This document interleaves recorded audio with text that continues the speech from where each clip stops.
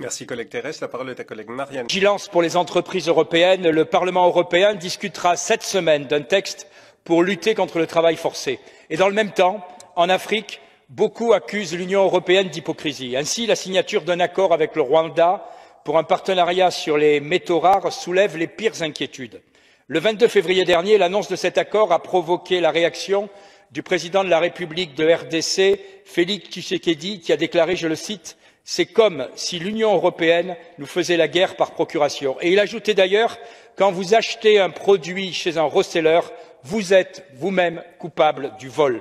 Aucun observateur international sérieux n'explique le soutien du Rwanda aux milices qui ravagent l'est du Congo autrement que par son appétit pour les ressources minières de cette région.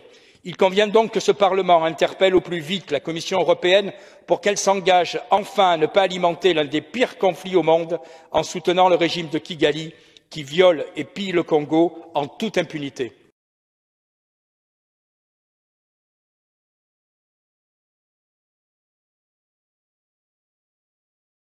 L'armée qui ravage le Congo est financée par l'Union européenne et la France est directement impliquée pour des raisons très particulières. Mais pourquoi personne n'en parle? Tout commence avec le M23, une milice qui sème le chaos dans la région congolaise du Nord Kivu. Leur objectif, contrôler les mines qui produisent l'or et le coltan. Sauf que le M23 est financé et armé par le Rwanda qui récupère les minerais et les revend à l'international. Et devine quoi? L'Union européenne verse des millions au Rwanda alors qu'elle prétend être neutre depuis des années. Mais ça commence tout juste à changer et grâce à vous. Parce que en parlant de plus en plus du conflit, on met la pression sur l'Union européenne qui est en train d'hésiter en ce moment même à interrompre ses financements au Rwanda. Donc, continuez à en parler. Bref, en 2023, 900 millions d'euros ont été investis par l'Union européenne dans l'économie rwandaise et plus précisément dans le secteur des minerais. Mais le problème, c'est que la majorité des minerais rwandais viennent du Congo et ont été pillés par le M23. C'est donc un soutien indirect de l'Union européenne au M23. Et la France, dans tout ça, a impulsé une aide à l'armée rwandaise de 40 millions d'euros, officiellement pour sécuriser un projet gazier de Total Energy. Sauf qu'il est impossible de vérifier que cet argent ne finance pas le M23. L'Union européenne et tout particulièrement la France soutiennent donc le Rwanda et ferment les yeux sur le pillage et la destruction du Congo. Le 12 mai 2012, il se tient une réunion à Rubavu. Rubavu, c'est au Rwanda, frontière avec le Nord Kivu là-bas. Des ministres de la Défense congolais et rwandais. Ils signent un accord. Dans cet accord, les deux parties conviennent de ce que les armées rwandaises peuvent entrer au Congo et surveiller les 9 frontières de ce pays. L'accord existe. Nous en avons des copies. Le 18 du même mois, de la même année, le ministre congolais et le ministre rwandais des Affaires étrangères se rencontrent à Kigali. Ils signent un accord.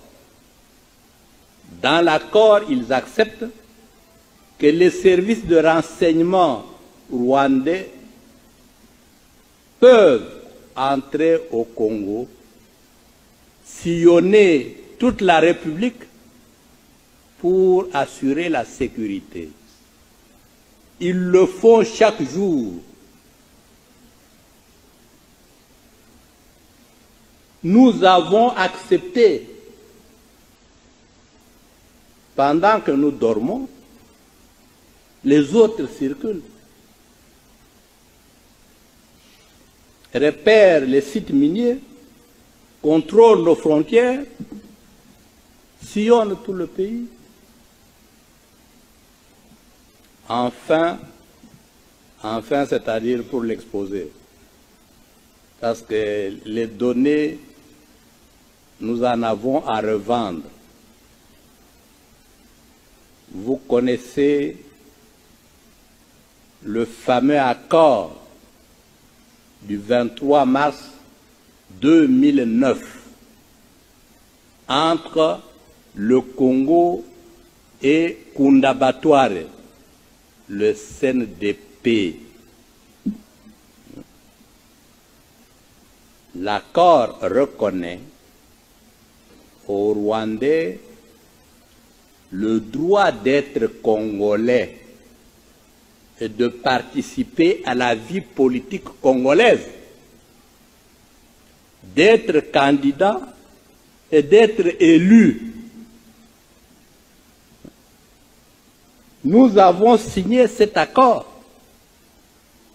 La partie congolaise a été représentée par M. Raymond Tshibanda, à l'époque ministre de la Coopération, et Obasanjo, qui était témoin de la communauté internationale, lui a posé 3 fois la question: est-ce que vous acceptez de signer un tel accord? Il dit oui, 3 fois. Obasanjo a réagi: votre pays aura des problèmes.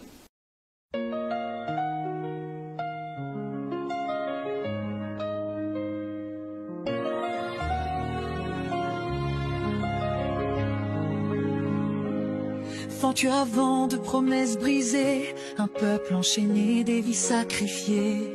Tu as régné dans l'ombre et la trahison, pendant que ton peuple criait sa désolation. Les caisses vidées, le trésor pillé, pendant que la faim grandissait, tu festoyais. Népotisme, corruption, ton héritage. Un pays en ruine, ton triste passage. 42 ans de ténèbres, de mensonges, de chaînes et de misère. Tu as vendu l'âme de la nation, pour ton pouvoir, pour ta damnation. 42 ans de silence, mais aujourd'hui le peuple se réveille et avance. Ton règne de peur touche à sa fin, la lumière viendra, c'est notre destin.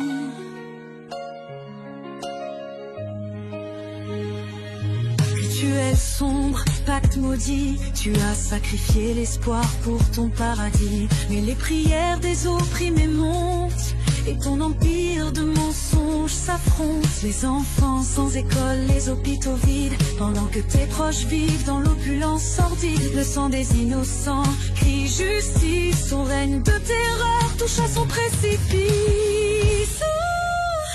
42 ans de ténèbres, de chaînes et de misère, tu as vendu l'âme de la nation, pour ton pouvoir, pour ta damnation. 42 ans de silence, mais aujourd'hui le peuple se réveille et avance. Ton règne de peur touche à sa fin, la lumière viendra, c'est notre destin. Le temps est venu de briser les chaînes, de renverser les murs, de laver les peines. Plus de peur, plus de silence complice. Le peuple se lève, justice sera faite. Ton héritage sera celui de la honte. Un nom maudit, une histoire qui compte.